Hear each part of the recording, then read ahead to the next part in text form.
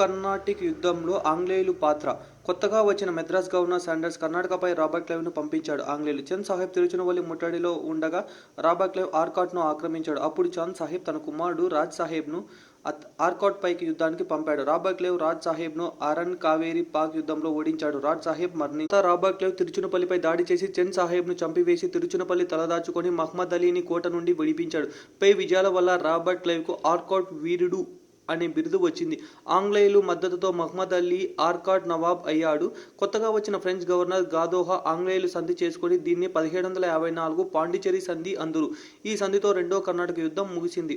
రెండో కర్ణాటక యుద్ధం ఫలితంలు కర్ణాటకలో ఫ్రెంచ్ ప్రాబల్యం అంతరించింది. కర్ణాటక రాజ్యంలో ఆంగ్లేయులకు రాజకీయ ప్రాబల్యం లభించడం. సెకండ్ కర్ణాటిక్ వార్లో వచ్చేసి మెయిన్గా మనకు ఎక్కువగా వచ్చేసి రాబర్ట్ క్లైవ్ అనే అతను ఎక్కువగా నడిపిస్తాడు.